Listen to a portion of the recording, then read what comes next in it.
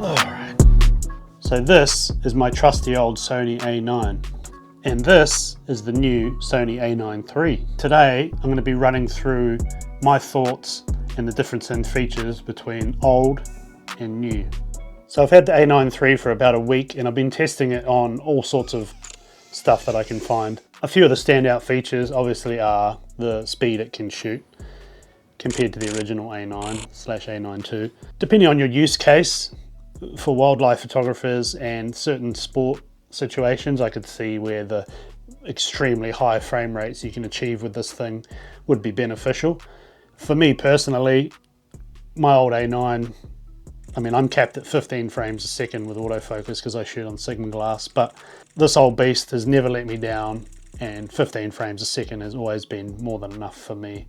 I could see certain situations where in mainstream sports, I mainly shoot action sports, but in mainstream sports, definitely be some situations where this thing would shine. Obviously being able to shoot 120 frames a second it's pretty bonkers. So getting those pinpoint moments of a ball hitting a bat or something along those lines could be crucial. But yeah, personally for me, I don't really need the high frame rate. So I've been testing it this week on some wildlife and birds and stuff that I can find out on walks. And I must say the pre-capture technology is pretty amazing for wildlife photographers. Again, I'm not much of one, but I can definitely see how it enables you to capture shots that you wouldn't usually be able to capture. Obviously things happen very fast with birds and wildlife, and being able to set that pre-capture feature up to capture however long you want before the shutter is pressed is pretty amazing. The other main differences I've found, the ergonomics obviously with the new A9 III are pretty amazing. They've really made this thing feel good in the hand. It's super comfortable to hold. And with my old A9, you know, I can be out holding onto this thing for 10 plus hours a day covering events, and the grip for me is a very important factor, being that I hang on to the cameras for so long sometimes. So they've really refined this one, and it finally feels good in a bigger hand, especially with the battery grip on it. The other standout feature obviously on the A9 III for me is the vari-angle screen. Having the best of both worlds with the flip out and rotate and the standard up and down tilt that the original A9 has. That's something that I've always missed on this, especially when I'm trying to shoot a low angle vertically. So that is a big feature that I would benefit from personally. In terms of the differences between the electronic viewfinders and the screens, personally I don't really notice a lot of difference. The viewfinder in the A9 III is noticeably larger when you're looking through it compared to the one in the original A9/A9 II. But in the situations I shoot in a lot of action sports and fast moving stuff, as long as you can see your subject, you really don't notice the difference. Same with the screen. As long as I can see what I'm shooting, it doesn't really concern me. I don't really nitpick on details like that with cameras. It just needs to be able to do what I need it to do. So one of the main features that really interested me, obviously, is the global shutter in this camera. Being the first of its kind in a hybrid camera with a global shutter sort of opens up a few cool things for the type of stuff that I shoot, and one of those big things for me was the flash capabilities.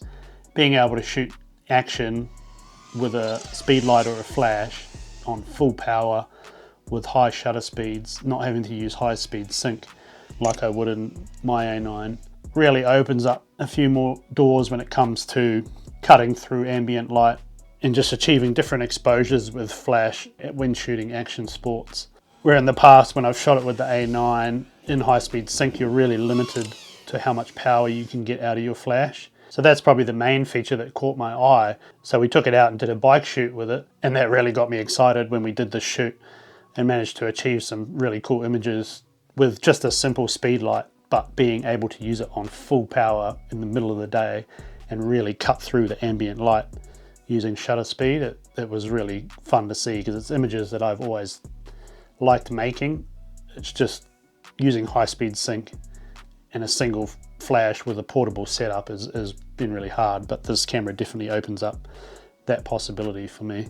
So obviously another factor that has come up in a lot of other videos is the noise performance on the A9 III. So I did do some test images between my original A9 and the new A9 III.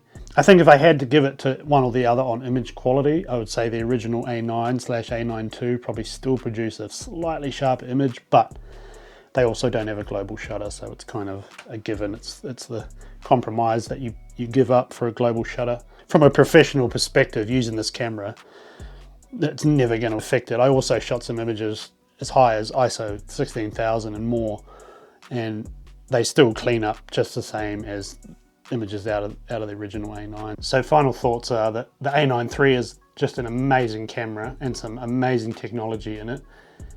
For professional use, it's the creme de la creme. It's just got everything you need in a pro camera body. But then so does my trusty old A9. So for now, I'll keep banging away on this thing. And say big thank you to Sony New Zealand for lending me the A9 III for the week. I really appreciate it, and it's been real fun to use this thing, and I look forward to future cameras with this technology in it because it's an amazing piece of kit.